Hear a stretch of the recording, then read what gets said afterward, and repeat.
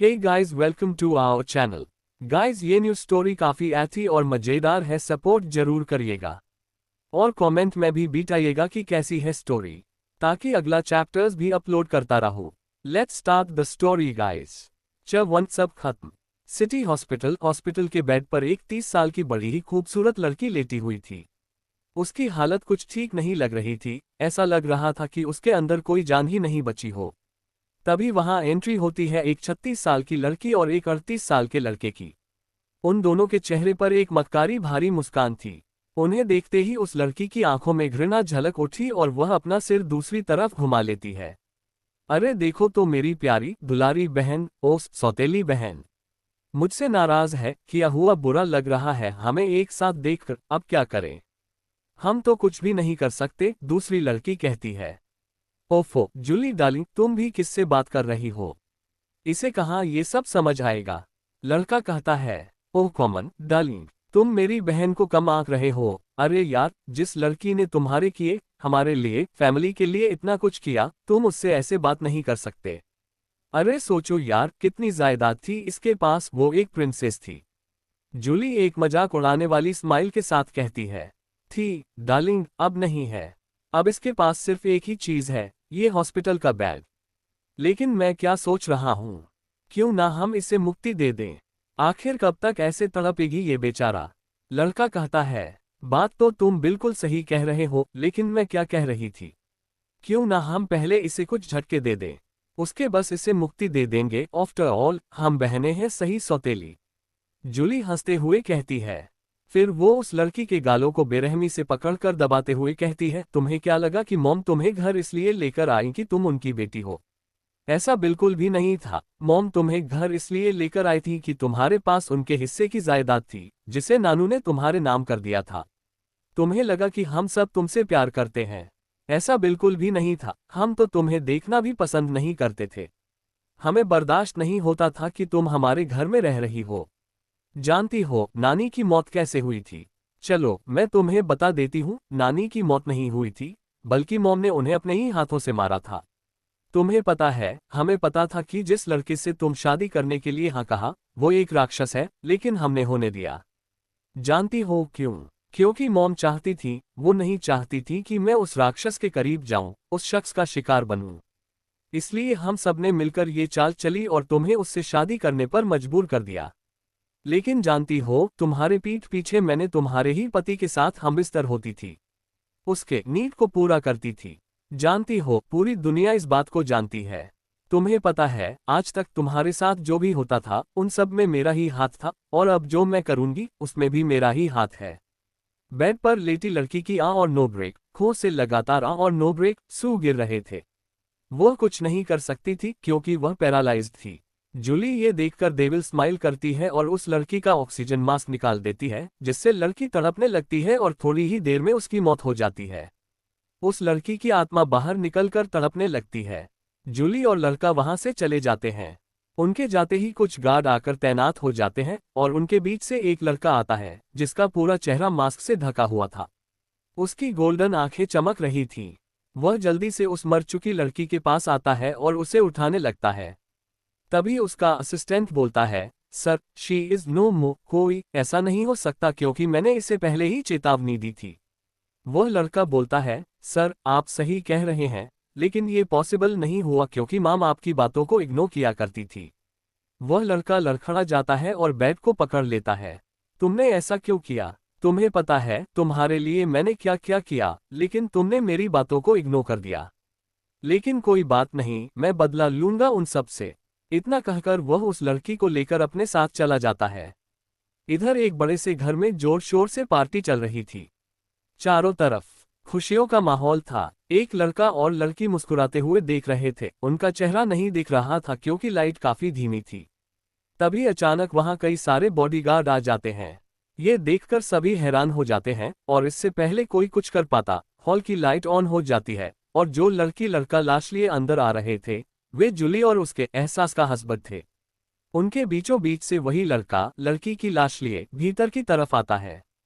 उसे देखकर कुछ लोग सदमे में आ जाते हैं। वह लड़का लड़की को सोफे पर लिटाता है और खुद वहीं बैठ जाता है। उसका असिस्टेंट जूली और लड़के को पकड़कर उसके सामने घुटनों पर बैठा देता है। उनके पीछे ही 5 और लोग थे। वह लड़का अपने पॉकेट से गन निकालता है और उस लड़की की लाश की तरफ देखते हुए जूली पर गोली चला देता है। गोली जूली के सिर को पार करके उसके पीछे बैठी उसकी मां के सिर पर लग जाती है। वे दोनों माँ बेटी एक ही पल में मर जाती हैं। वह लड़का फिर 3 गोलियां चला देता है। जूली की पूरी फैमिली वहीं खत्म हो जाती है। थोड़ी ही देर में शमशान घाट पर एक चिता जल रही थी और उस चिता के बीचों बीच वही लड़का उस लड़की के साथ बैठा था। उस लड़की की आत्मा ये सब देख रही थी। अचानक चीख पड़ती है, आह! चिट्टू, तुम्हारे डैड एक आर्मी ऑफिसर थे। City hospital. अचानक से हॉस्पिटल के वार्ड से एक खतरनाक आवाज गूंजती है जिससे पूरा हॉस्पिटल हिल जाता है। डॉक्टर नर्स भागते हुए उस वार्ड की तरफ जाते हैं। बाहर सिटिंग चेयर पर बैठी हुई एक बूढ़ी औरत खड़ी हो चुकी थी।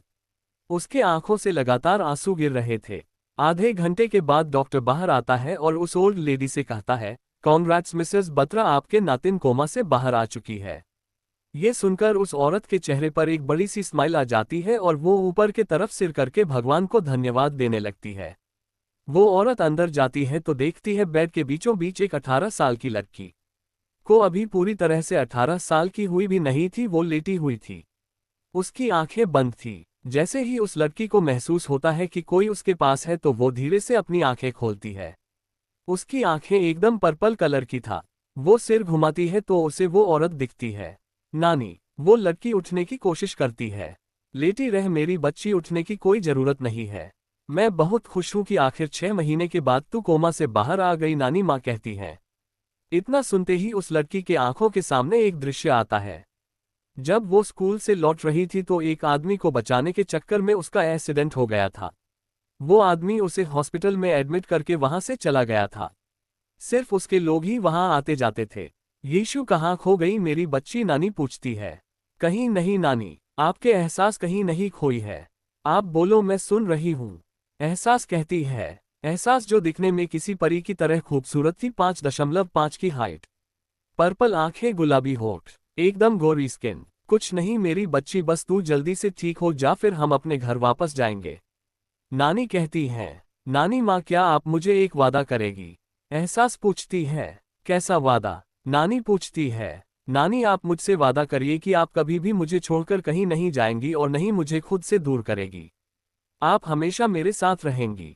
एहसास कहती है। बस इतनी सी बात। मैं तुझसे वादा करती हूँ मेरी बच्ची कि मैं तुझे छोड़कर कहीं नहीं जाऊंगी और नहीं तुझे कहीं जाने दूंगी, नानी कहती है। थैंक यू नानी। एहसास कहती है। अच्छा, तू आराम कर लो, तब तक मैं तेरे लिए कुछ लेकर आती हूँ।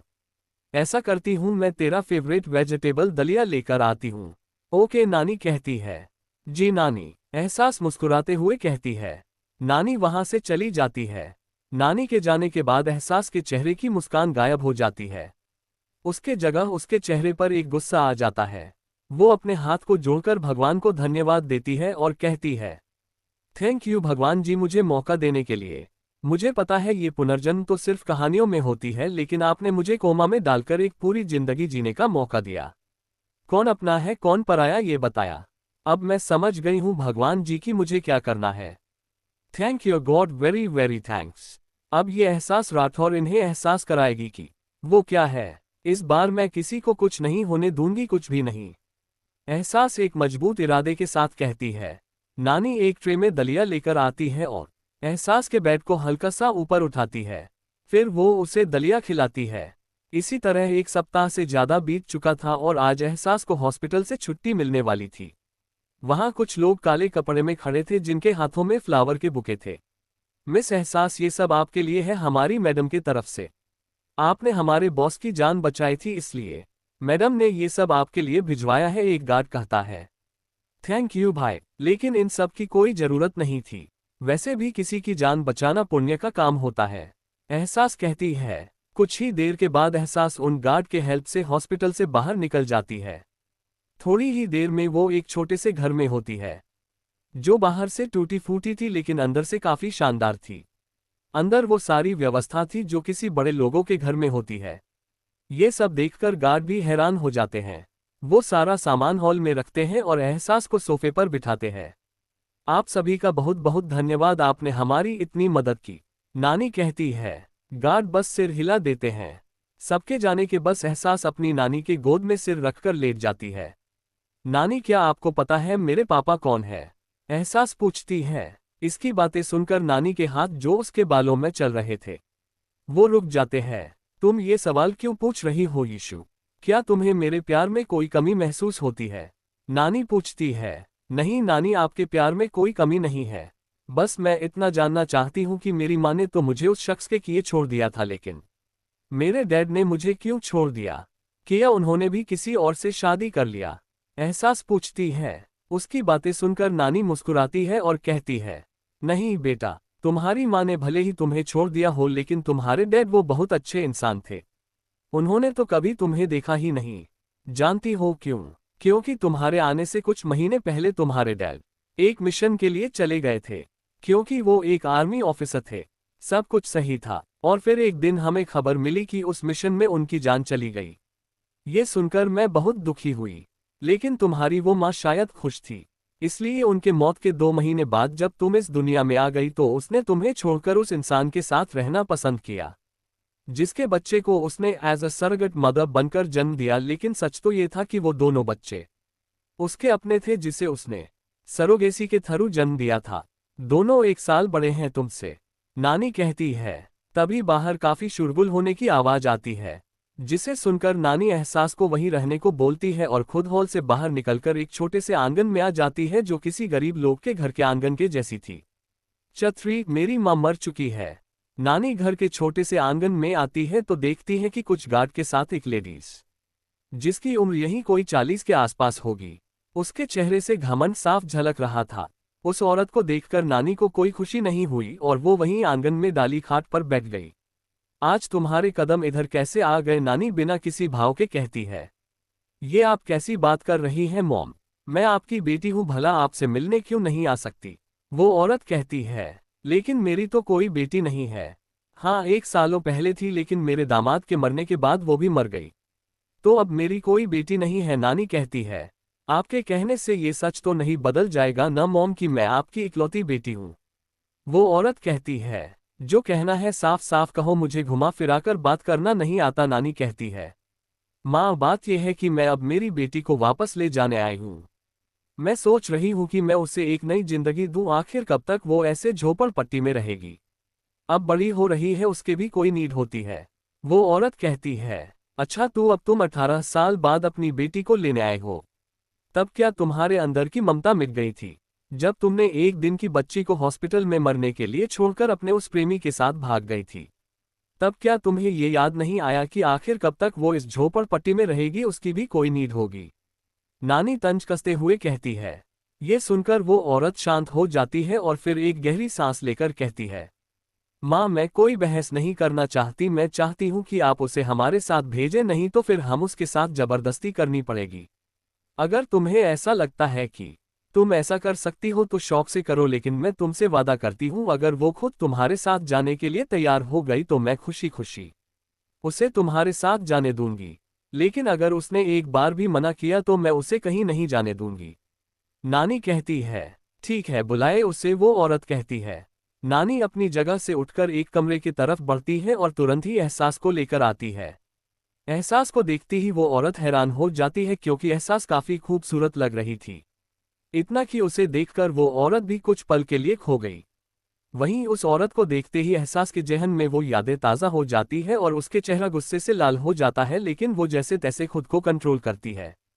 नानी, ये लोग कौन है? एहसास काफी मासूमियत से पूछती है। मेरी बच्ची, कितनी बड़ी ही गई तू। वो औरत आगे बढ़ते हुए एहसास को गले लगाने को होती है, लेकिन एहसास तुरंत ही 2 कदम पीछे हो जाती है और दोबारा से सवाल करती है। नानी, ये कौन है और मुझे बेटी क्यों कह रही है? मैं तुम्हारी माँ हूँ मेरी बच्ची, तुम्हारी माँ। अब बहुत हो, अब मैं तुझे और यहाँ दुख सहने के लिए नहीं छोड़ सकती। अब से तुम मेरे साथ रहोगी, दैट्स फाइनल। वो औरत काफी अच्छी बनते हुई कहती है। और आपको ऐसा क्यों लगता है कि मैं आपके साथ रहूंगी? एहसास कहती है। एहसास की बातें सुनकर वो औरत के साथ बाकी के लोग भी हैरानी से देखने लगते हैं। ये तुम क्या कह रही हो? मैं माँ हूँ तुम्हारी, जो कह रही हूँ तुम्हारे भले के लिए कह रही हूँ। तुम अब स्कूल जाने वाली बच्ची नहीं रही, अब तुम एक कॉलेज गर्ल बन चुकी हो। तुम मेरे साथ चलो, मैं वहां तुम्हारा एडमिशन बड़े कॉलेज में करवा दूंगी। जहां से तुम अपनी पढ़ाई पूरी कर पाओगी और फिर वहां सब लोग हैं। तुम्हारे दादू दादी, भाई बहन और तुम्हारे डैड भी हैं वहां। एक पूरी परिवार है जो तुम्हारी इंतजार कर रही है, वो औरत कहती है। पिछली बार यही वीक पॉइंट बना था एहसास का। जब उसे पता चला कि उसकी एक पूरी फैमिली है तो वो झट से तैयार हो गई उस औरत के साथ जाने के लिए। लेकिन इस बार नहीं। इस बार एहसास ने सोच लिया था कि वो किसी भी तरीके से उस औरत के साथ नहीं जाएगी। आप बिल्कुल सही कह रही हैं। मेरा एक पूरा परिवार है। लेकिन आपने ये गलत कहा कि उसमें मेरे कोई रिलेटिव हैं। जहां तक मुझ पता है, मेरी माँ तो मुझे जन्म देते ही मर गई और मेरे डैड तो मेरे जन्म से 2 महीने पहले ही मर चुके थे, तो ऐसे में आप मेरी माँ कैसे हो सकती हैं? एहसास कहती है, ये तुम क्या कह रही हो मेरी बच्ची? किसने कहा कि तुम्हारी माँ मर चुकी है? मैं हूं तुम्हारी माँ और मैं जिंदा हूं। जरूर किसी ने तुम्हें मेरे खिलाफ भड़काया है। वो औरत कहती है, मैं कोई छोटी बच्ची नहीं हूं मिसेस सिसोदिया, जिसे कोई गलत बात बताकर बहला दे। और एक बात, आप जिस मकसद से मुझे लेने आए हैं वो मुझे अच्छे से पता है, और आपके जानकारी के लिए मैं बता दूं कि जिस प्रॉपर्टी के लिए आप मुझे अपने साथ ले जाना चाहती हैं, उसे तो नानी ने सालों पहले ही एक चैरिटी में दे दिया। अब हमारे पास कोई प्रॉपर्टी नहीं है। आप हमारे घर को देखकर अंदाजा लगा सकती है। अगर फिर भी आप हमें अपने साथ लेकर जाना चाहती हैं तो कोई बात नहीं, हम चलने के लिए तैयार हैं। लेकिन नानी मेरे साथ चलेगी। कहिए क्या कहना चाहती हैं आप? आपके पास पूरे आधा घंटा का टाइम है, आराम से सोच समझकर फैसला लीजिएगा। ये कहकर एहसास नानी के साथ वहां से अंदर चली जाती है। यीशु, सच सच बता, तुझे कैसे मालूम कि वो यहाँ किस लिए आए हैं और उसने किससे शादी की है? नानी कहती है, वो नानी, मैंने आपको बताया था ना, शहर में मेरी एक दोस्त रहती है। वो अक्सर इनके यहाँ आती जाती है। क्योंकि उसके डैड और मिस्टर सिसोदिया बिजनेस पार्टनर हैं, तो बस किसी दिन हुई होगी इनके बीच बात, तो उसने ही मुझे ये सब बताया था। देखना नानी, ये औरत कुछ ही देर में यहाँ से गायब मिलेगी और लिख कर जाएगी कि उसे एक जरूरी काम से जाना पड़ रहा है इसलिए। लेकिन वो जल्दी ही वापस आएगी, लेकिन वो कभी नहीं आएगी। एहसास कहती है, आधा घंटा बाद जब वो दोनों उस छोटे से आंगन में जाती हैं तो सच में जो एहसास ने कहा था ये बिल्कुल वैसा ही था। वो औरत वहां से जा चुकी थी और नोट्स में वही लिख कर गई थी जो एहसास ने कहा था। ये देखकर नानी की चेहरे पर एक मजाक उड़ाने वाली स्माइल आ जाती है। तभी उनके घर का फोन बजता है। नानी फोन उठाती है। उधर से कोई कुछ कहता है जिसे सुनकर नानी शॉक हो जाती है और उनके हाथों से फोन छुटकर नीचे गिर जाता है। चफोर राठौर फैमिली। नानी, नानी क्या हुआ, आप ऐसे शॉक क्यों हो गई? एहसास पूछती है। यीशु, तू जल्दी से चल मेरे साथ, नानी कहती है और जल्दी से अंदर जाकर रेडी होने लगती हैं। कुछ ही देर वो दोनों वहां से बाहर चली जाती है। 3 घंटे ट्रेन के सफर करने के बाद वो दोनों एक कैब में बैठकर कहीं जाने लगती हैं। नानी, हम जा कहाँ रहे हैं? एहसास पूछती है। नानी कुछ नहीं बोलती, उनके आंखों से आंसू गिर रहे थे। आधे घंटे बाद वो दोनों मुंबई शहर के सबसे बड़े हॉस्पिटल में पहुंच जाती है। नानी रिसेप्शन पर जाकर कुछ बात करती है और फिर लिफ्ट से होते हुए टॉप फ्लोर पर चली जाती है। टॉप फ्लोर पर कई सारे बॉडीगार्ड मौजूद थे। नानी सीधे एहसास के हाथ पकड़कर उस फ्लोर पर एंटर करती है और सीधे एक वीआईपी वार्ड में घुस जाती है। अंदर एक 45 साल की आदमी बेड पर लेटा हुआ था। उसके हाथ पैर में पट्टियां बंधी हुई थी। इसके अगल बगल कई सारे लोग थे, जिसमें 2 बूढ़े लोग, 2 जवान लोग जिनकी उम्र 40-45 थी। उनके साथ वहां एक और औरत थी जिसकी उम्र 40 के आसपास थी। साथ एक लड़का और लड़की जो एहसास से शायद 6 साल बड़े होंगे, वो भी मौजूद थे। एहसास उन्हें देखकर एक अलग सा कनेक्शन फील कर रही थी। नानी बेड पर लेटे आदमी को देखते हुए कहती है, अर्जुन। इनके इतना कहते ही वो आदमी अपनी आंखें खोलता है और नानी के तरफ देखते हुए कहता है, माँ। इतना कहकर वो उठने की कोशिश करने लगता है। लेटे रहो, नानी नम आंखों से कहती है। नानी वहीं पास में रखी एक चेयर पर बैठ जाती है और अर्जुन जी के हाथ को अपने हाथ में पकड़कर कहती है, आप इतने सालों से कहाँ थे अर्जुन?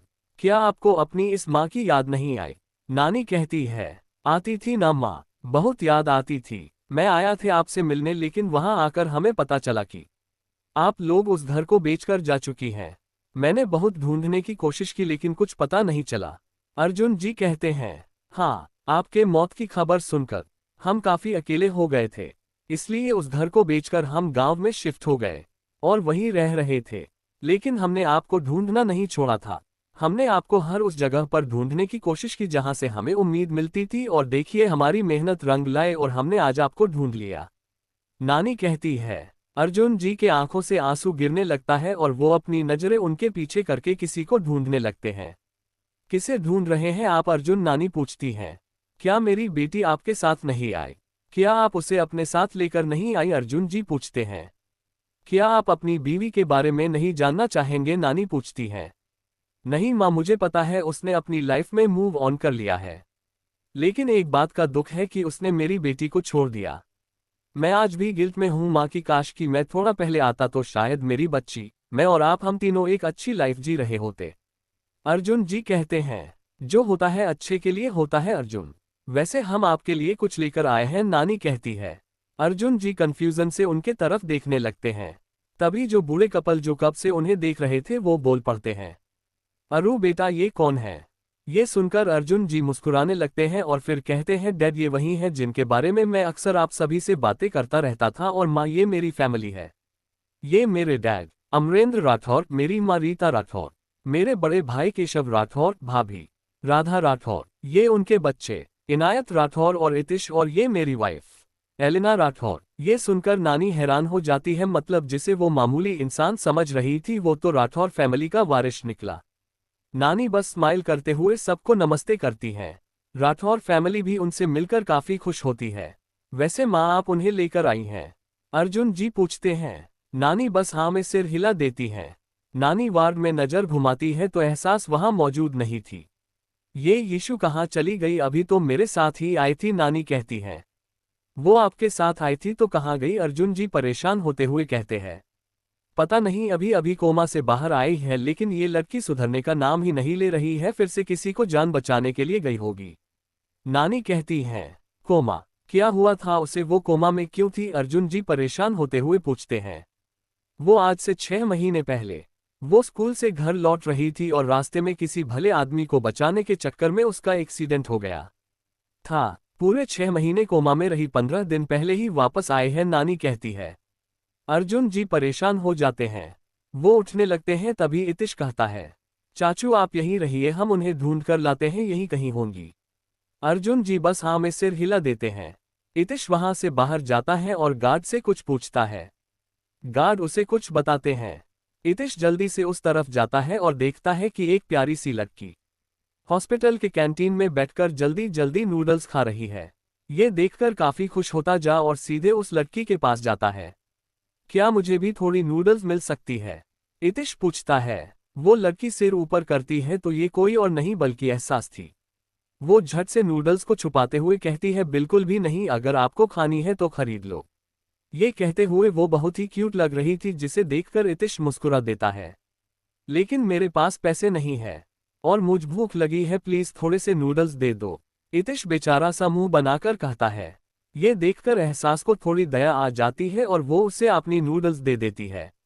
इतिश नूडल्स टेस्ट करता है और फिर कहता है, वाओ, इतने टेस्टी नूडल्स मैंने पहले कभी नहीं खाए थे। तभी वहां एक गुंडे जैसा दिखने वाला लड़का आ जाता है। एहसास को देखकर कहता है, क्या मैडम जी हमें नहीं खिलाएंगी नूडल्स? ये सुनकर इतिश को गुस्सा आने लगता है। वो कुछ करता उससे पहले जी एहसास मुस्कुराते हुए उसकी तरफ बढ़ती है और कहती है, नूडल्स खाने हैं? वो आदमी हाँ में सिर हिलाता है। अच्छा तो तुम्हें नूडल्स खाने हैं? वैसे मैं इससे भी टेस्टी नूडल्स तुम्हें खिला सकती हूँ जिसका स्वाद तुम पूरी जिंदगी नहीं भूलोगे। नो एहसास मुस्कुराते हुए कहती है। इतना कहकर एहसास कुछ ऐसा करती हुई जिसका किसी को उम्मीद नहीं थी। चैप्टर 5 एहसास का पैनिक करना। एहसास उस आदमी से प्यार से पूछती है, तुम्हें भी नूडल्स खाने हैं? वो आदमी एक गंदी हंसी हंसते हुए कहता है, अगर तुम इतने प्यार से खिलाओगी तो जरूर खाऊंगा। जरूर। इतना कहकर एहसास पीछे जाती है और एक टेबल से नूडल्स की कटोरी उठाती है और उस आदमी के तरफ बढ़ने लगती है। ये देखकर वो आदमी और भी लस्टी निगाहों से उसे देखने लगता है। एहसास एकदम उसके पास जाती है और कहती है, नूडल्स खाने हैं? आदमी हाँ में सिर हिलाता है और अपने होठों को जीभ पर फिराता है। एहसास बस मुस्कुराती है और अचानक से नूडल्स का पूरा कटोरी उसके मुंह पर दे मारती है। साले सुअर के खोह से निकला बदबूदार प्राणी, तुझे क्या लगा तू मेरे साथ फ्लर्ट करेगा? एहसास राठौर के साथ। इतना कहकर एहसास उसे मारने लगती है, जिसे देखकर इतिश हंसने लगता है और उसका वीडियो बनाने लगता है। काफी देर तक उस आदमी को पीटने के बाद मासूम बनते हुए कहती है, और नूडल्स खाने हैं। वो आदमी भागते हुए कहता है, आज के बाद से कई नूडल्स तो दूर किसी लड़की के तरफ देखूंगा भी नहीं, कितना मारती है। उस आदमी को भागते देख एहसास हंसने लगती है। फिर वो अपने चेयर पर बैठकर नूडल्स खाने लगती है। एक बात बताओ, तुमने मुझे नूडल्स खाने को दिए लेकिन उस आदमी को इतना पीट दिया क्यों? इतिश पूछता है। क्योंकि वो काफी गंदा इंसान था। उसने थोड़ी देर पहले एक लड़की को छेड़ने की कोशिश कर रहा था, एहसास खाते हुए कहती है। वेल चलो, मैं तुम्हें ही लेने आया था। तुम्हारी नानी तुम्हें ढूंढ रही है। इतिश कहता है। नानी? ये सुनते ही एहसास जल्दी से खाना छोड़कर सीधे ऊपर के तरफ भागती है। सॉरी सॉरी नानी, मुझे माफ कर दो, गलती हो गई मुझसे। मैंने आपको बिना बताए ही खाने चली गई, जबकि आपने बाहर का खाने से मना किया था। एहसास जल्दी से बोलती है। वार्ड में सभी उसे देखकर काफी ज्यादा शौक में थे, क्योंकि आज से पहले उन्होंने कभी भी इतनी खूबसूरत लड़की नहीं देखी थी। खासकर उसकी आंखें जो बिल्कुल अर्जुन के जैसी थी, पर्पल। नानी उसे ऐसे बात करते देख अपना सिर नामे हिलाती है और फिर कहती है, तुम क्या इन सभी के सामने एक बुरी नानी बनाना चाहती हो? क्या तुम चाहती हो कि ये लोग कहें कि मैं एक बहुत बुरी नानी हूं? किसकी इतनी हिम्मत के आपको बुरा बोले? अगर उसे दिन में ही तारे नहीं दिखा दिए तो मेरा नाम भी एहसास राठौर नहीं। एहसास गुस्से से बोलती है। देखा अर्जुन, ऐसी ही है ये, बिल्कुल तुम्हारी तरह। जैसे तुम बात बात पर गुस्सा हो जाते थे, ये भी बिल्कुल वैसे ही है, नानी कहती है। यीशु, इन्हें ग्रीट करो, नानी कहती है। एहसास उन्हें देखती है और बिना मन के उन्हें ग्रीट कर देती है। असल में वो अपने मन वाली थी। अगर उसे मन किया कि वो कोई काम करेगी मतलब करेगी, और अगर नहीं मन किया तो कोई भी उसे जबरदस्ती कोई काम नहीं करवा सकता था। सभी मुस्कुराते हुए उसके तरफ देखते हैं। दादू और दादी तो उसे देखकर काफी खुश हुए क्योंकि वो उन्हें कोई 4-5 साल की छोटी बच्ची जैसी लग रही थी। नानी, ये लोग कौन है और आप मुझ इनसे क्यों मिलाने के लिए लाए हैं? एहसास पूछती है। यीशु, ये तुम्हारी फैमिली है। ये तुम्हारे दादू दादी, बड़े पापा, बड़ी माँ, ये दोनों तुम्हारे बड़े भाई बहन। ये शख्स जी बेड पर लेटा हुआ है, अर्जुन, ये तुम्हारे डैड। और ये तुम्हारे डैड की वाइफ यानी कि तुम्हारी माँ। नानी मुस्कुराते हुए कहती है। लेकिन एहसास को कुछ सुनाई नहीं दे रहा था। उसके सामने पिछले जन्म का दृश्य चल रहा था, जहां उसकी माँ सुनीता जी ने ऐसे ही उसे सबसे मिलवाया था। शुरू तो सब सही था, लेकिन कुछ ही दिन के बाद सबने उसके साथ बदतमीजी और टॉर्चर करनी शुरू कर दी। ये सब याद करते ही एहसास के हाथ पैर कांपने लगते हैं और वो अचानक से वहीं फ्लो पर गिर जाती है। यीशु, नानी चिल्लाते हुए उसके तरफ दौड़ती है। बाकी के लोग भी दौड़ते हैं, यहाँ तक कि अर्जुन जी, जिनके शरीर में चलने की ताकत नहीं थी। न जाने कहां से इतना बल आ गया कि वो भागते हुए उसके पास पहुंच जाते हैं और उसे गोद में उठाकर डॉक्टर डॉक्टर चिल्लाने लगते हैं। पूरी फैमिली उन्हें शॉक्ड होकर उन्हें देख रही थी। उनकी आवाज सुनकर डॉक्टर भागते हुए उधर आता है। चेक माय डॉटर, अर्जुन जी काफी कड़क आवाज में कहते हैं। उनकी आवाज सुनकर डॉक्टर बेचारा डर जाता है और जल्दी से चेक करने लगता है। पूरी फैमिली वहीं मौजूद थी। सभी जितने दुखी थे उतने ही खुश भी थे, क्योंकि 6 महीने बाद अर्जुन जी अपने पैरों पर खड़े थे। कुछ ही देर में डॉक्टर चेक करके उससे एक इंजेक्शन देता है और कहता है, इन्हें किसी बात का सदमा लगा या फिर कुछ ऐसा हुआ है इनके साथ जो इनके माइंड पर गहरा असर छोड़ा है, जिसके करने ये बेहोश हो गई है। ये सुनकर नानी धम्म से नीचे बैठ जाती है। ये क्या हो गया मेरी बच्ची के साथ? लेकिन उसके अंदर ऐसा कुछ हो कैसे सकता है? वो तो अभी 15 दिन पहले ही कोमा से बाहर आए हैं। डॉक्टर ने चेक करके सब कुछ नॉर्मल बताया था, नानी रोते हुए कहती है। डॉक्टर, मेरी बेटी ठीक है ना? अर्जुन जी पूछते हैं। जी मिस्टर राठौर, हमने इन्हें इंजेक्शन दे दिया है, थोड़ी देर में वो होश में आ जाएंगी, डॉक्टर कहता है। तभी उसकी नज़र अर्जुन जी पर पड़ती है। मिस्टर राठौर, आप अपने पैरों पर खड़े हैं, इट्स अ मिरेकल। डॉक्टर की बात सुनकर अर्जुन जी को एहसास होता है कि वो कब से अपने पैरों पर खड़े थे। मेरी बच्ची सच में मेरे लिए लकी है डॉक्टर, वो जब भी मेरे पास आती है हमेशा अच्छा ही होता है, अर्जुन जी गर्व से कहते हैं। डॉक्टर उन्हें भी चेक करते हैं और कुछ कहते हैं। इधर एहसास की आंख खुलती है तो वो खुद को किसी अनजान जगह पर पाती है। वो उस जगह को देखकर काफी डर जाती है और जोर जोर से चिल्लाने लगती है, नानी नानी। वो तुरंत पगलों के जैसे कमरे से भागते हुए नीचे की तरफ जाने लगती है। उसके मुंह से लगातार नानी नानी निकल रहा था। इधर उसके आवाज से पूरा घर डगमगा गया था। एहसास पागलों के जैसे भागते हुए सीढ़ियों से नीचे आने लगती है। ये देखकर अर्जुन जी चिल्लाते हुए कहते हैं, बेटा आराम से, गिर जाओगी, धीरे धीरे आओ। लेकिन एहसास पर कोई असर नहीं पड़ रहा था। उसे तो बस नानी चाहिए। वो हॉल में चारों तरफ देखती है लेकिन नानी उसे नहीं दिखती है। अब तक पूरा घर आ चुका था हॉल में। एहसास रोने लगती है। नानी नानी। उसके सामने वहीं पिछले जन्म की कहानी चलने लगती है, जहां से उसकी नानी अचानक से ऐसे ही गायब हो गई थी और उसके सामने सिर्फ नानी की लाश आई हुई थी, वो भी उसकी माँ के घर में। ये सब सोचकर एहसास पैनिक करने लगती है। नानी नानी, आप मुझ छोड़कर नहीं जा सकती। नहीं, आप नहीं जा सकती। एहसास लगातार पैनिक करते हुए कहती है। तभी बाहर से नानी अपने हाथों में कुछ लिए हुए अंदर आती है। चसिक्स एहसास का गुस्सा। नानी जैसे ही देखती है कि एहसास पैनिक कर रही है, वो तुरंत उसके पास जाती है। यीशु, यीशु मेरी बच्ची, क्या हुआ तुझे? नानी परेशान हो जाती है। नानी नानी। एहसास लगातार नानी नानी कर रही थी। नानी उसे गले से लगाती है और कुछ गुनगुनाने लगती है। धीरे धीरे एहसास शांत हो जाती है। यीशु, तू ठीक है? एहसास खुद को शांत करती है और फिर नानी को कसके हक कर लेती है। नानी, मुझे इधर से ले चलो। मुझे इधर नहीं रहना है। नानी, मुझे ले चलो इधर से, एहसास कहती है। नानी उसे ऐसे कहते देख परेशान हो जाती है। यीशु, शांत हो जा मेरी बच्ची, देख अभी रात हो गई है, हम कल सुबह चलेंगे। अभी तू शांत हो जा। नानी कहती है। नहीं नानी, मुझे अभी लेकर चलो, यहाँ मेरी दम घुट रही है। मुझे यहाँ नहीं रहना। ये घर और ये लोग मुझे अच्छे नहीं लग रहे हैं। इन्हें देखकर मुझे मेरा अतीत याद आ रहा है, जिसे मैं याद नहीं करना चाहती। नानी, चलो इधर से। उसकी बातें सुनकर सभी को काफी बुरा लगता है। क्यों बेटा, ये तो तेरे अपने हैं न? ये तेरे दादू दादी, बड़े पापा, बड़ी माँ, भाई बहन, माँ पापा सब है यहाँ। नानी कहती है। नहीं, बिल्कुल भी नहीं। ये लोग कोई नहीं है मेरे। आप अच्छी तरह से जानती है कि मेरी माँ एक भगोड़ी है और मेरा बाप एक आर्मी ऑफिसर जो जंग के मैदान में मारा गया। अब मेरी जिंदगी में आपका अलावा कोई नहीं है और नहीं मुझे कोई चाहिए। एहसास एक नफरत भरे लहजे में कहती है। उसे ये जानकर बहुत बुरा लगा था कि उसका बाप जिंदा होने के बावजूद भी कभी उसकी खबर नहीं ली, कभी उसके बारे में जानने की कोशिश नहीं की। वो तो राठौर फैमिली से है और जहां तक एहसास को पता था, राठौर फैमिली टॉप 10 में आने वाली फैमिली में नंबर 1 के सेकंड में थी। उन्हें किसी को ढूंढना कोई मुश्किल नहीं है। फिर भी उसके बाप ने उसे नहीं ढूंढा और उसकी नानी, जिसने अपनी सारी संपत्ति गंवा दी थी, उन्होंने उसके मरे हुए बाप को ढूंढ रही थी। ये सब सोचकर एहसास को काफी बुरा लग रहा था। बस बहुत हुआ यीशु, ये क्या बकवास कर रही हो तुम? ये तुम्हारी फैमिली है, इनके बारे में तुम ऐसे बोल भी कैसे सकती हो? नानी कहती है। तो मैं गलत क्या बोल रही हूँ नानी? ये तो बिल्कुल सही है ना। मेरे पैदा होने से पहले मेरा बाप मुझे छोड़कर चला गया और उसके बाद उसने कभी मेरी खबर नहीं ली। इनफैक्ट अपनी दुनिया में अपने बीवी बच्चों के साथ खुश रह रहा था। जबकि मेरी माँ, उसने तो मेरे पैदा होते ही मुझे मरने के लिए छोड़कर अपने आशिक के साथ भाग गई। तो इसमें गलत क्या है?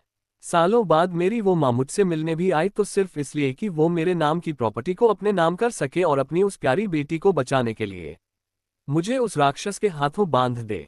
और मेरे ये बाप मुझे सिर्फ इसलिए अपना रहे हैं कि वो अपनी एक्स वाइफ से बदला ले सके, उन्हें नीचा दिखा सके, दुनिया को ये बता सके कि ये कितने अच्छे हैं, को अपनी एक्स वाइफ के बेटी को कितने प्यार से रखते हैं। इनकी ये फैमिली मुझे सिर्फ इसलिए अपना रही है क्योंकि इसमें इनकी फैमिली की इज्जत 10 गुना बढ़ जाएगी, वरना किसी को नहीं पड़ी है। मेरी सब अपने फायदे के लिए मेरा यूज करना चाहते हैं। एहसास गुस्से से चिल्लाते हुए कहती है। तभी नानी गुस्से से उसे एक थप्पड़ खींचकर मारती है।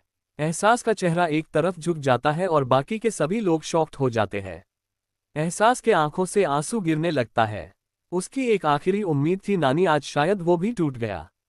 एहसास भागते हुए घर से बाहर चली जाती है और वहीं नानी के आंखों से आंसू गिरने लगते हैं। अर्जुन जी उन्हें संभालते हैं और तुरंत गार्ड को ऑर्डर देते हैं, अपनी छोटी प्रिंसेस के पीछे जाओ। याद रहे, उन्हें एक छोटी सी खरोच भी नहीं आनी चाहिए।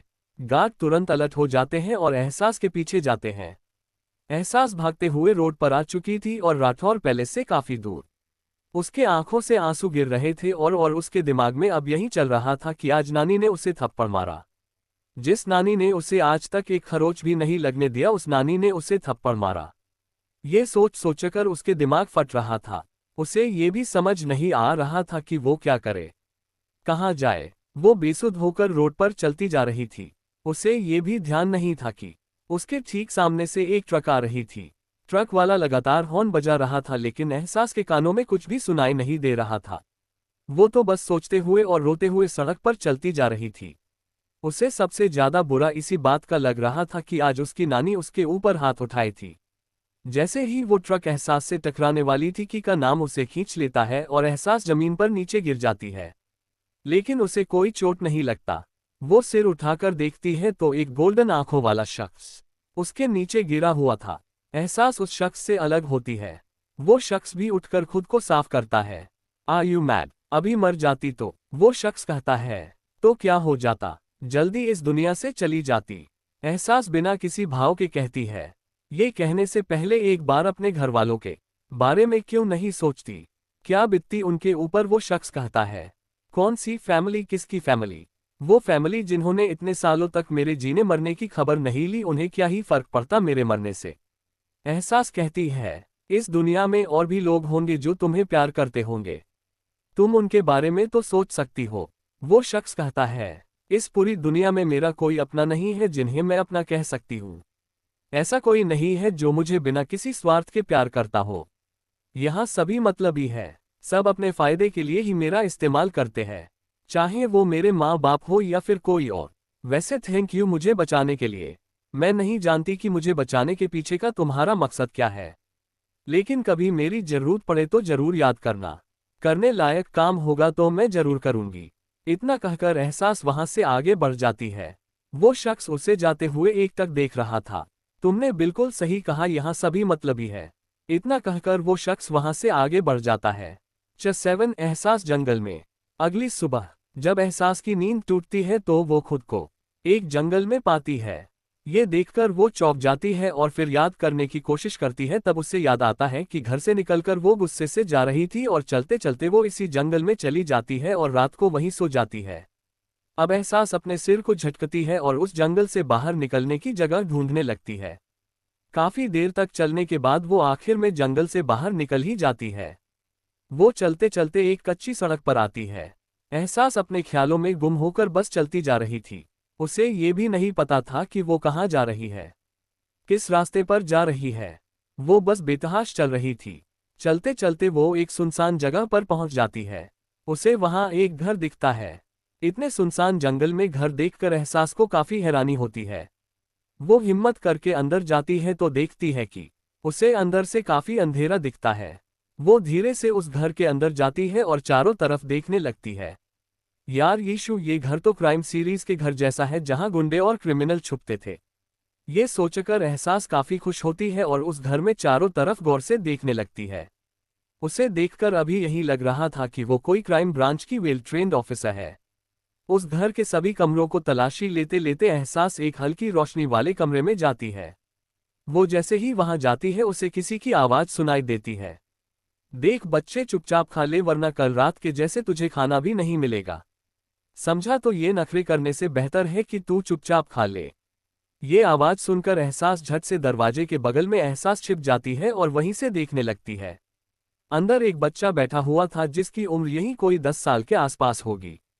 उस बच्चे की आंख देखकर एहसास हैरान हो जाती है क्योंकि उसकी आंखें एकदम एहसास के तरह ही थी, लेकिन एहसास की आंखें ज्यादा खूबसूरत थी। वो उस लड़के के आंखों को काफी गौर से देख रही थी। इस लड़के की आंख तो बिल्कुल मेरी तरह है। एहसास अभी ये सब सोच ही रही थी कि देखती है वो आदमी जो उस लड़के को खाना दे रहा था वो किसी से फोन पर बात कर रहा था। हाँ भाई, अपुन ने उसे खाना दे दिया है। ये काफी ढीठ लड़का है, खाने का नाम ही नहीं लेता। और कितने दिनों तक इसे पालने हैं ये तो बता दो। दूसरी तरफ से कोई कुछ कहता है, ठीक है भाई मैं अभी निकलता हूँ। वो आदमी एक नज़र उस लड़के को देखता है और वहां से निकल जाता है। एहसास को जब तसल्ली हो जाता है कि वो आदमी वहां से चला गया तो वो धीरे धीरे उस लड़के के तरफ बढ़ती है। वो लड़का जो खाने को भूल रहा तो अचानक से एक लड़की को सामने देखकर काफी हैरान हो जाता है। तुम कौन हो? आपका आंखें तो बिल्कुल मेरी तरह है। क्या आप मेरी खोई हुई बहन हो? नहीं, मुझे लगता है कि आप जरूर कोई फेरी हो। वो लड़का कहता है। एहसास उसे प्यार से देखती है और कहती है, क्या ये गंदे लोग तुम्हें यहाँ किडनैप करके लाए हैं? वो लड़का हाँ में सिर हिलाता है। एहसास को ये देखकर काफी बुरा फील होता है। ओके तुम टेंशन मत लो, मैं तुम्हें इधर से छुड़ा कर ले जाऊंगी। एहसास कहती है, सच में आप मुझे छुड़ा कर ले जाओगी? वो लड़का खुश होते हुए कहता है। यस, लेकिन उससे पहले तुम ये खाना खाओ क्योंकि यहाँ से भागने के लिए हमें बहुत सारी एनर्जी चाहिए। एहसास कहती है। उसकी बातें सुनकर वो लड़का बहुत खुश होता है और जल्दी जल्दी खाने लगता है। वैसे दिदू, आप इस जंगल में कैसे पहुंची? लड़का पूछता है। वो एक्चुअली मैं इधर जंगल में खो गई थी बड़ी मुश्किल से, तो मुझे रास्ता याद आया है, इससे पहले को मैं भूल जाऊं, जल्दी चलते हैं। एहसास कहती है। वो दोनों धीरे धीरे उस घर के पीछे के रास्ते से बाहर निकल जाते हैं। अभी हमें यहाँ से आगे जाना है, एहसास कहती है और वो उन रास्तों को याद करने की कोशिश करने लगती है जिस रास्ते से वो इधर आई थी। अपनी यादों के सहारे एहसास और वो लड़का दोनों उस घर से काफी दूर आ चुके थे। अभी मैं बहुत थक गया हूँ, थोड़ी आराम कर ले, वो लड़का कहता है। एहसास बस हाँ में सिर हिलाती है। वो दोनों एक बड़े से बरगद के पेड़ के नीचे बैठ जाते हैं। वैसे दिदू, आप इस जंगल में कैसे आए? वो लड़का पूछता है। वो एक्चुअली कल रात में अपनी नानी से गुस्सा होकर घर से निकल गई थी। ये शहर मेरे लाइट नया है और मैं गुस्से में घर से निकल गई और चलते चलते इस जंगल में आकर फंस गई। उस घर में गई थी ये सोचकर को अगर कोई वहां रहता होगा तो मैं उससे कुछ खाने को मांग लूंगी और अपने फोन को भी चार्ज कर लूंगी, लेकिन वहां तो कुछ और ही चल रहा था, एहसास कहती है। थैंक यू दिदू मुझे बचाने के लिए। वो बैड लोग बहुत बुरे हैं, आपको पता है। उन्होंने मुझे बहुत मारा और अच्छा खाना भी नहीं दिया। मैंने उनसे कहा कि मेरे डैड बहुत अमीर हैं, मैं उनसे ढेर सारे पैसे दिलवा दूंगा, लेकिन वो लोग नहीं माने। मैं कई दिनों से भगवान से प्रे कर रहा था कि कोई मुझे बचाने आ जाए, देखो आप आ गई। वो लड़का कहता है। एक मिनट पहले आप अपना नाम बताओ यार, ये पहली बार है जब एहसास किसी के साथ इतनी देर से ही और उसे उस शख्स का नाम पता ना हो। एहसास कहती है। वो लड़का मुस्कुराता है और कहता है, मेरा नाम आर्यन है। Aryan, nice name. चलो अच्छा हुआ कि आपने अपना नाम बता दिया, वरना मुझे ही अपने हिसाब से आपके लिए कोई सूटेबल नाम चुनना पड़ता, एहसास कहती है। वो दोनों वहीं बैठकर बातें करने लगते हैं, इससे बेखबर कि पूरे जंगल में गुंडे आर्यन को ढूंढ रहे हैं। अचानक ही उन्हें किसी के आने की आहट सुनाई पड़ती है। एहसास झट से आर्यन की तरफ देखती है और फिर उस पेड़ की तरफ। आरू, आप जल्दी से इस पेड़ पर चढ़ जाओ, एहसास कहती है। लेकिन दिदू, जैसा कह रही हूं बिल्कुल वैसे ही करो। इतना कहकर एहसास आर्यन के पेड़ के ऊपर चढ़ाने लगती है। थोड़ी देर के मेहनत के बाद वो आर्यन को पेड़ पर चढ़ा देती है और खुद भी उसके पीछे चढ़ जाती है। तभी नीचे कुछ लोग आते हैं जिन्हें देखकर एहसास और आर्यन दोनों के चेहरे पर डर दिखने लगता है। चैट, एहसास और आर्यन हॉस्पिटल में। एहसास और आर्यन पेड़ के ऊपर थे कि नीचे कुछ गुंडे हाथ में बंदूक लिए पेड़ के नीचे थे, ये देखकर वो दोनों काफी डर जाते हैं और एक दूसरे से चिपक जाते हैं। लगभग आधे घंटे तक उस पेड़ के नीचे बैठने के बाद वो गुंडे वहां से दूसरी तरफ चले जाते हैं। ये देखकर एहसास राहत की सांस लेती है और वो दोनों पेड़ से नीचे उतरते हैं। दीदू, अब हम किधर जाएंगे? मुझे बहुत डर लग रहा है, अगर इन गुंडों ने हमें पकड़ लिया तो। आर्यन डरते हुए कहता है। नो नो बेबी, कुछ नहीं होगा हमें। हम बिल्कुल इस जंगल से बाहर निकल जाएंगे, तुम चलो मेरे साथ। इतना कहकर एक बार फिर दोनों उस जंगल में रास्ता ढूंढना शुरू कर देते हैं। इधर वो गुंडे उन्हें ढूंढते हुए पूरे जंगल की चक्कर काट रहे थे। जब उन्हें वो दोनों नहीं मिलते हैं तो वो अपने बॉस को फोन लगाते हैं। बॉस, उस बच्चे का कुछ पता नहीं चल रहा है। उनका बॉस कुछ कहता है जिसे सुनकर वो वापस लौट जाते हैं। इधर एहसास और आर्यन की भागते भागते काफी खराब हालत हो गई थी। कितने बार गिरने के कारण वो दोनों काफी हद तक घायल हो चुके थे, लेकिन फिर भी उन दोनों ने हार नहीं मानी थी और भागना बरकरार रखा था। पूरे दिन जंगल में भागने के कारण अब उनके अंदर एनर्जी नहीं बची थी कि वो कुछ कर सके। वहीं एहसास, जो कुछ दिन पहले ही कोमा से बाहर आई थी और वो अभी भी काफी हद तक कमजोर थी। डॉक्टर ने उसे टाइम से दवाएं और अपनी मील लेने को बोला था, लेकिन 2 दिनों से ऐसा कुछ नहीं हुआ था। वो कल सुबह के खाना खाए आज शाम तक ऐसी ही थी। उसने कुछ नहीं खाया था। उसकी हालत काफी खराब थी, लेकिन फिर भी उसने हिम्मत नहीं हारी और आर्यन को बचाने की स्ट्रगल जारी रखी। दरअसल एहसास ने जब से पुनर्जन्म लिया था, या यूं कहूं कि अपना फ्यूचर देखा था, तभी से उसने सोच लिया था कि इस बार वो सबको मदद करेगी, खासकर बच्चों की। पिछले बार उसके कारण न जाने कितने लोग अनाथ हो गए थे, इसलिए उसने सोच लिया था इस जन्म में वो 2 लोगों का कर्ज जरूर उतारेगी, पहला बच्चों का और दूसरा उस मास्क मैन का जिसने उसे हर वक्त बचाने की कोशिश की थी। दिदू, अब मैं और नहीं भाग सकता, प्लीज हम थोड़ी आराम कर लें, आर्यन कहता है। ओके, एहसास कहती है और वो दोनों एक नदी के किनारे बैठ जाते हैं। आरू, चलो पहले हम थोड़े हाथ मुंह धो ले, काफी थक चुके हैं हम, एहसास कहती है। दोनों उस नदी में जाकर हाथ मुंह धोते हैं और फिर थोड़े से पानी पीते हैं। वो दोनों एक पेड़ के नीचे बैठकर आराम करते हैं और कुछ ही देर में आर्यन वहां सो जाता है। ये देखकर एहसास बस एक हल्की सी स्माइल करती है और कहती है, मैं नहीं जानती आर्यन कि तुमसे मेरा क्या रिश्ता है, लेकिन जिस तरह से तुमने उस जन्म में मेरा साथ दिया था, मुझे एक भाई का प्यार दिया था, जब सब ने मेरा साथ छोड़ा था तब तुमने मेरा साथ दिया। इस जन्म में शायद भगवान ने मुझे तुमसे काफी जल्दी मिलवा दिया। थैंक यू भगवान जी मुझे ये मौका देने के लिए। ये कहकर एहसास बड़ी मुश्किल से आर्यन को अपने पीठ पर उठाती है और उसे लेकर आगे चलने लगती है। कुछ दूर चलने के बाद जैसे एहसास एक हाईवे पर पहुंच जाती है। वो कुछ लोगों को हाथ मारती है लेकिन कोई भी गाड़ी नहीं रोकता क्योंकि एहसास की हालत काफी खराब थी, उसका पूरा शरीर मिट्टी से लथपथ था। ये देखकर कोई भी उसे अपनी गाड़ी में जगह नहीं दे रहा था।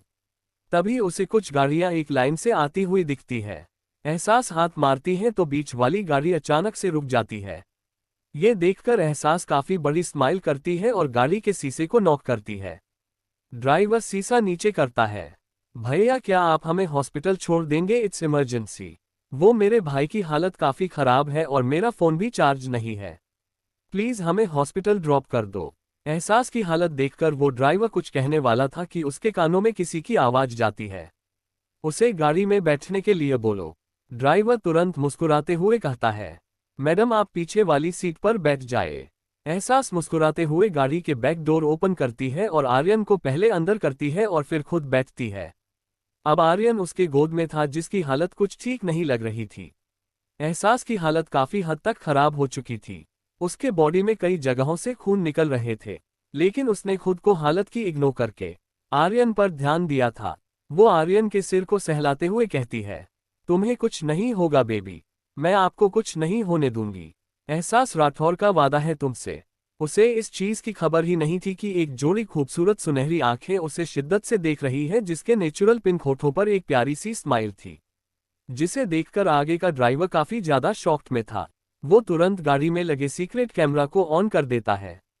थोड़ी ही देर में हॉस्पिटल आ जाता है और एहसास गाड़ी से बाहर निकलती है और फिर आर्यन को निकालती है। थैंक यू भैया हमें ड्रॉप करने के लिए। एहसास कहती है, कोई बात नहीं बहन, ये तो मेरा फर्ज था। एक काम करिए, आप ये चार्जर ले लीजिए और अपने फोन को चार्ज कर लीजिए। ड्राइवर कहता है। एहसास चार्जर ले लेती है और उसे थैंक यू बोलकर हॉस्पिटल के अंदर चली जाती है। यहाँ बाहर वो सुनहरी आंखों वाला शख्स ड्राइवर को घूरने लगता है, जिसे देखकर ड्राइवर अपनी थूक गटकता है और फिर धीरे से कहता है, गुस्सा मत करिए बॉस, बस कल सुबह तक का वेट करिए, देखिएगा मैडम का कॉल जरूर आएगा, मैंने चार्जर पर ही कॉन्टेक्ट नंबर लिख दिया है। वो शख्स ये सुनकर एक हल्की सी स्माइल देता है और फिर सीट पर अपने सिर को टीका देता है। हॉस्पिटल में एहसास आर्यन को एडमिट करती है और फिर अपने फोन को चार्ज करने लगती है। थोड़ी ही देर में उसका फोन चार्ज हो जाता है। एहसास आर्यन के आईडी कार्ड को देखती है, जो काफी हद तक खराब हो चुकी थी, लेकिन उसमें लिखा कॉन्टेक्ट नंबर दिख रहा था। एहसास उस नंबर पर कॉल करती है लेकिन कोई रिसीव नहीं करता है। वो लगभग 10 बार कॉल करती है और आखिरी 11 बार कॉल करती है। उधर से कोई कॉल रिसीव करता है। हेलो देखिए आप जो कोई भी है, मैं आपसे इतना कहूंगी कि आप जल्दी से सिटी हॉस्पिटल में आ जाए, आर्यन की हालत काफी खराब है। एहसास इतना कहती है और उधर से कोई कुछ बोलता इससे पहले ही वो बेहोश होकर फर्श पर गिर जाती है। कुछ ही देर में हॉस्पिटल के बाहर एक साथ कई सारी गाड़ियां आकर रुकती हैं और उन गाड़ियों में से कुछ लोग बाहर निकलते हैं जो दिख नहीं रहे थे। वो सभी एक साथ चलते हुए सीधे आर्यन के वार्ड में घुस जाते हैं। ये देखकर सारा हॉस्पिटल डर से कांपने लगता है और सबके मुंह से एक ही वर्ड निकलता है जिसे सुनकर हर कोई शॉक्ड हो जाता है, चनाइन वो आपका सगी बहन है। अचानक से कई सारे बॉडीगार्ड पूरे हॉस्पिटल को घेर लेते हैं और अपनी अपनी पोजीशन लेकर तैनात हो जाते हैं। उसी वक्त उन बॉडीगार्ड के बीच में से कुछ लोग निकलकर बाहर आते हैं और सीधे हॉस्पिटल के अंदर चले जाते हैं। अंदर जैसे ही वो आर्यन के वार्ड में एंटर करते हैं, डॉक्टर के मुंह से एक ही वर्ड निकलता है, मिस्टर अर्जुन राठौर। जी हाँ, ये कोई और नहीं बल्कि अर्जुन राठौर है और आर्यन उनका बेटा। डॉक्टर मेरा बेटा कहाँ है? अर्जुन जी सवाल करते हैं। डॉक्टर साइड हो जाता है। अर्जुन जी की नज़र जैसे ही आर्यन पर पड़ती है तो उनका कलेजा धक से रह जाता है। आरू अर्जुन जी आर्यन की तरफ बढ़ते हुए कहते हैं, डैड। आर्यन प्यार से बोलता है, बेबी आप ठीक तो हो?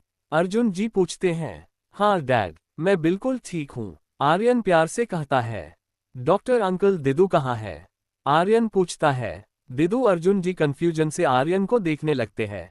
आर्यन बाबा वो आपके बगल वाले वार्ड में एडमिट है। उनकी तबीयत अभी काफी खराब है, डॉक्टर कहता है। डैड मुझे उनके पास जाना है, प्लीज मुझे लेकर चलो, आर्यन कहता है। एक गार्ड आगे आकर आर्यन को गोद में उठा लेता है और डॉक्टर के बताए अनुसार सभी उस वार्ड में चले जाते हैं। गार्ड की नज़र जैसे ही बेड पर लेटी हुई एहसास पर पड़ती है तो वो हैरान हो जाता है और धीरे से आर्यन को नीचे उतारकर बाहर आ जाता है।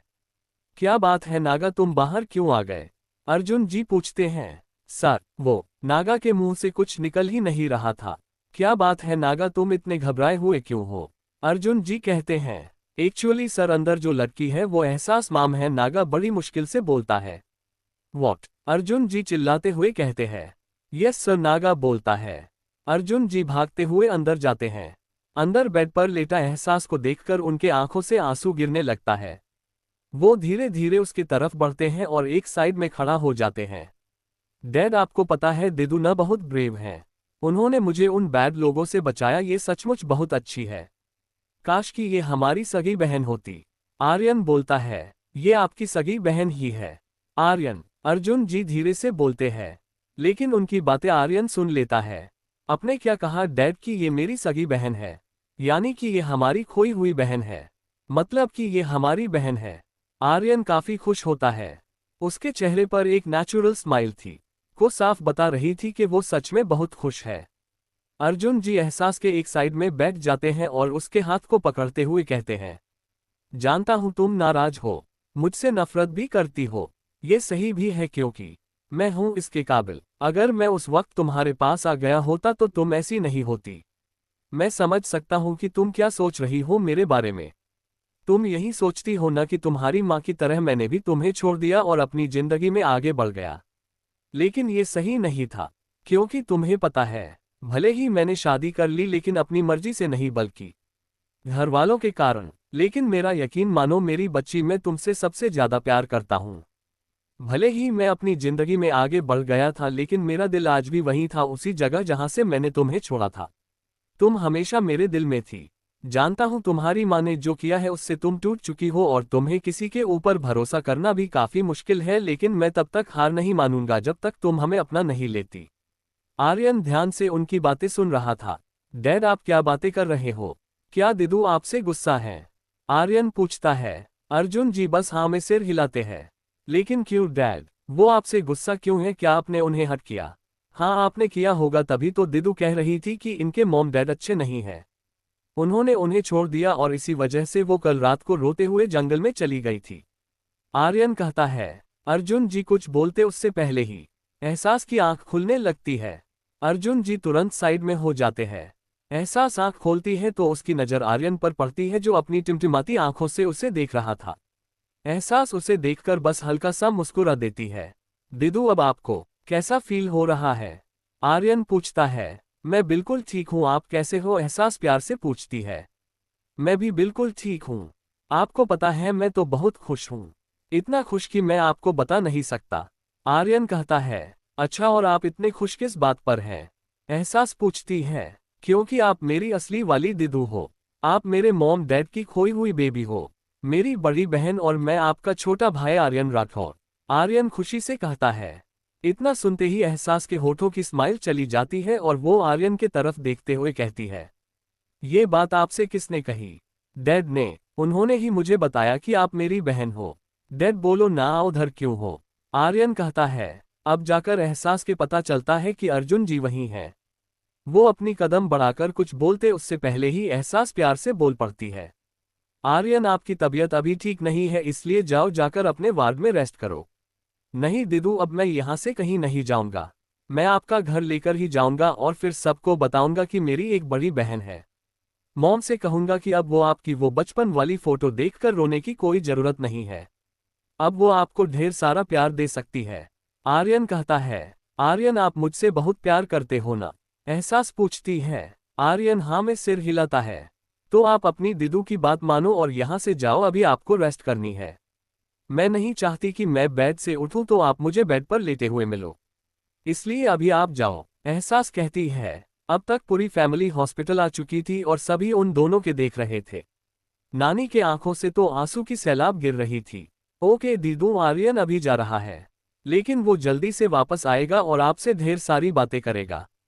आर्यन कहता है। हाँ, हम सुबह ढेर सारी बातें करेंगे, ओके एहसास कहती है। इतिश आर्यन को अपने गोद में उठाकर बाहर लेकर जाता है। नानी भागते हुए आती है और कहती है, मेरी बच्ची, माफ कर दे मुझे, मैंने तेरे ऊपर हाथ उठाया, मुझे ऐसा नहीं करना चाहिए था। एहसास कुछ नहीं बोलती, बस अपनी आंखें बंद कर लेती है। सभी समझ जाते हैं कि एहसास उनसे बातें नहीं करना चाहती। सभी अपना मन मारकर वहां से चले जाते हैं। चेतन, आप एहसास राठौर के भाई हो। अगली सुबह जैसे ही एहसास की आंख खुलती है, उसके सामने आर्यन का चेहरा होता है। गुड मॉर्निंग दिदू। Good morning. एहसास बस हल्का सा मुस्कुराकर जवाब देती है। अब आप बेटर फील कर रही हो दिदू? आर्यन पूछता है। एहसास हाँ में सिर हिला देती है। तभी वहां डॉक्टर आते हैं और एहसास को चेक करते हैं। मिस राठौर, अब आप बिल्कुल ठीक है। अब आप चाहें तो डिस्चार्ज ले सकती हैं, लेकिन आपको अपने खाने पीने का पूरा ध्यान रखना होगा। एहसास हाँ में सिर हिलाती है। डॉक्टर वहां से बाहर चला जाता है। एहसास आर्यन की तरफ देखते हुए कहती है, क्या हुआ आरू, आप सैड क्यों हो गए? क्योंकि अब आप मुझसे नहीं मिल पाओगी ना? आर्यन कहता है। ऐसा क्यों? एहसास ने पूछा। क्योंकि मैंने रात को नानी और डैड को बात करते हुए सुना कि आप उन सब से गुस्सा हैं, इसलिए घर नहीं आ रही हैं। आर्यन कहता है। आपने बिल्कुल सही सुना आरू, मैं आपके घर वालों से गुस्सा हूँ, नाराज हूँ, सही लैंग्वेज में कहूँ तो नफरत करती हूँ मैं उन सब से। लेकिन आपसे नहीं, क्योंकि इन सब में आपकी कोई गलती नहीं है। और किसने कहा कि आप मुझसे नहीं मिल सकते? अब से मैं इसी शहर में रहने वाली हूँ और अपनी पढ़ाई भी यहीं से पूरी करने वाली हूँ, सो डोंट वरी, आपका जब भी मुझसे मिलने का मन होगा आप मेरे पास चले आना। एहसास कहती है। सच्ची आप मुझसे नाराज नहीं हो, आप मुझसे नफरत नहीं करती हो, मतलब कि आप मुझसे प्यार करती हो, बिल्कुल वैसे ही जैसे मेरे सारे फ्रेंड्स की सिस्टर करती है। अब मैं उन्हें दिखाऊंगा कि मेरे पास भी मेरी बहन है और वो बहुत स्ट्रॉन्ग है। आर्यन खुश होते हुए कहता है। ओके, ये बताओ कि क्या आप अपने घर जाने के लिए रेडी हो? एहसास पूछती है। हाँ, अब मैं घर जाऊंगा और सबको बताऊंगा कि आप मुझसे बहुत प्यार करती हो और मैं जब चाहे आपसे मिल सकता हूँ। आर्यन खुश होते हुए कहता है। ओके चलो चलते हैं, मैं आपको आपके घर छोड़कर वहां से चली जाऊंगी। एहसास कहती है। तभी नागा वहां आता है और एक पैकेट उसे देते हुए कहता है, इसमें आपके लिए कपड़े हैं। एहसास बिना कुछ बोले कपड़े लेती है और बाथरूम में चली जाती है। अंदर जाकर वो सबसे पहले उस कपड़े चेंज करती है और उस बैग को फोल्ड करके अपने हाथों में ले लेती है। अब तक आर्यन भी कपड़े चेंज कर चुका था। चले, एहसास कहती है। हाँ, आर्यन सिर हिलाता है। दोनों भाई बहन नागा के साथ बाहर आते हैं और गाड़ी में बैठकर वो वहां से निकल जाते हैं। लगभग 1 घंटे बाद गाड़ी राठौर मैंशन से कुछ दूरी पर रुकती है। एहसास गाड़ी से बाहर निकलती है और आर्यन को देखते हुए कहती है, ये रहा दीदू का मोबाइल नंबर, आप जब चाहो तब दीदू से बातें कर सकते हो। और एक बात, आप सैड बिल्कुल भी नहीं होगे, क्योंकि आप एहसास राठौर के भाई हो। आपको सबको प्रोटेक्ट करना है, इसलिए सैड बिल्कुल भी नहीं होना। ओके आर्यन हाँ में सिर हिलाता है। ओके अभी आ जाओ और हाँ सबके साथ साथ नानी का भी ख्याल रखना। हाँ, एहसास कहती है। आर्यन बुझे मन से हाँ में सिर हिला देता है। एहसास जाने लगती है कि उसे कुछ याद आता है और वो मुड़कर गाड़ी में झुकती है और आर्यन के माथे पर किस कर देती है। उसके ऐसे करते ही आर्यन के चेहरे पर एक बड़ी सी स्माइल आ जाती है। एहसास वहां से आगे की तरफ बढ़ जाती है। नागा तुरंत अपने हिडन गार्ड को ऑर्डर देता है, मिस आगे चली गई है, उनका ख्याल रखना। फिर वो ड्राइवर को गाड़ी आगे ले जाने को बोलता है। इधर राठौर मैंशन में सभी हाल में बैठे हुए थे, इस उम्मीद से कि शायद आज एहसास घर आ जाए, लेकिन आर्यन को अकेले दरवाजे पर खड़े देख उनकी उम्मीद टूट जाती है। एलिना जी आरती की थाली लेकर आर्यन की आरती उतारती है और उसे अंदर लेकर आती है। आर्यन जाकर मिस्टर अमरेंद्र राठौर यानी कि दादू के गोद में बैठता है। आर्य, यीशु नहीं आए आपके साथ? रीता दादी पूछती हैं। नहीं दादी, वो मेरे साथ नहीं आई हैं, वो आप सबसे कटती हैं क्योंकि आप लोगों ने उन्हें हट किया है। लेकिन वो आर्यन से बहुत प्यार करती हैं। उन्होंने तो आर्यन को अपना नंबर भी दिया है और कहा है आर्यन को जब भी उनसे मिलने का मन करे वो उनके पास जा सकता है। आर्यन खुश होते हुए कहता है। उसकी बातें सुनकर सभी के चेहरे पर मुस्कान आ जाती है। चलो, कम से कम वो आर्यन से तो नफरत नहीं करती। तभी आर्यन दोबारा बोलता है। आपको पता है, उन्होंने तो आर्यन के माथे पर किस किया, इसके मतलब कि वो आर्यन से बहुत प्यार करती है और आर्यन भी उनसे बहुत प्यार करता है। जब आर्यन बड़ा हो जाएगा ना तो वो उनके लिए अपने पैसे से ढेर सारी गिफ्ट, ड्रेस और घर खरीदेगा। ये सुनकर सभी की आंखें बड़ी हो जाती है। अच्छा बच्चू अपनी यीशु दीदी के लिए इतना कुछ करेगा लेकिन अपनी इनू दीदी के लिए कुछ नहीं क्यों? इनायत कहती है, वो इसलिए कि आपके पास इतिश भाई हैं, वो आपके ढेर सारी गिफ्ट्स देते हैं, लेकिन मेरी यीशु दीदू के पास कोई नहीं है ना, तो फिर उन्हें कोई गिफ्ट नहीं देता है, इसलिए आर्यन जब बड़ा होगा तो उनके लिए गिफ्ट खरीदेगा। आर्यन कहता है। उसकी बातें सुनकर सभी मुस्कुराने लगते हैं। इधर एहसास अपने फोन पर किसी से बात कर रही थी। नहीं है रिधु यार, मैं तेरे घर नहीं आ सकती। उधर से कोई कुछ कहता है। ओके चल वहीं मिलती हूँ, एहसास कहती है। थोड़ी ही देर में वो एक बड़े से मॉल के सामने होती है। अभी उसने वो कपड़े नहीं पहने थे जो उसे नागा ने दिया था। उसने अभी एक जीन्स के साथ शर्ट पहनी हुई थी, जिसे उसने थोड़ी देर पहले एक लोकल मार्केट से खरीदा था। उसके हाथ में वही बैग थे और उसमें शायद कपड़े थे। वो मॉल के अंदर जाती है और काउंटर पर जाकर कहती है उसे वो ड्रेस वापस करनी है। ये सुनकर सभी उसे देखने लगते हैं। देखिए माम, यहाँ से खरीदी हुई चीज रिटर्न नहीं होती है। एक सेल्स गर्ल कहती है। लेकिन मुझे ये रिटर्न करनी है क्योंकि मुझे इस ड्रेस की कोई जरूरत नहीं है। ये ड्रेस मेरे साइज की नहीं है और खरीदने वाले ने गलती से इसे खरीद लिया है। एहसास कहती है। काफी बहस के बाद भी वो ड्रेस रिटर्न नहीं हो रही थी कि तभी एक लड़की आकर एहसास के हाथों से वो ड्रेस ले लेती है। ओह माय गॉड, ये तो वही ड्रेस है जिसे मैं पिछले 2 दिनों से ढूंढ रही थी। मैंने सुना है तुम इसे रिटर्न कर रही हो, लेकिन क्यों? वो लड़की पूछती है। क्योंकि मुझे इसकी कोई जरूरत नहीं। जितने पैसे मैं इसके ऊपर बर्बाद करूंगी वो भी एक दिन के पहनने के लिए, उतने पैसे से मैं अपने कॉलेज की फीस भर दूंगी। एहसास कहती है। ओके तो तुम ये ड्रेस मुझे दे दो, मैं इसके तुम्हें 2 लाख दूंगी। वो लड़की कहती है। What 2 lakh? Are you mad? इस ड्रेस के लिए तुम मुझे 2 लाख दोगी? एहसास कहती है। अगर ये कम लग रहे हैं तो तुम 5 लाख रख लो, लेकिन ये ड्रेस मुझे दे दो क्योंकि ये इस दुनिया की इकलौती पिस है और जिसके पास ये है समझो वो काफी नसीब वाला है। वो लड़की कहती है। ओके जैसी तुम्हारी मर्जी, तुम एक बार ड्रेस को देख लो तुम्हारे में फीटा रही है या नहीं, क्योंकि मैं नहीं चाहती कि मेरे जैसे तुम भी इन्हें रिटर्न करने आओ। एहसास कहती है। वो लड़की हाँ में सिर हिलाती है और खुशी से ड्रेस लेकर वहां से जाने लगती है। लेकिन एहसास की बातें उसके कदम बढ़ाकर वहीं रोक देते हैं। आज के लिए इतना ही। आखिर क्या कह धड़कन ने और क्या होगा आगे जानने के लिए बने रहे हमारे साथ। बाकी जल्दी मिलते हैं। प्लीज लाइक, कमेंट, शेयर और रिव्यू जरूर करें और साथ ही मेरी दूसरी कहानियों को भी जरूर सुने।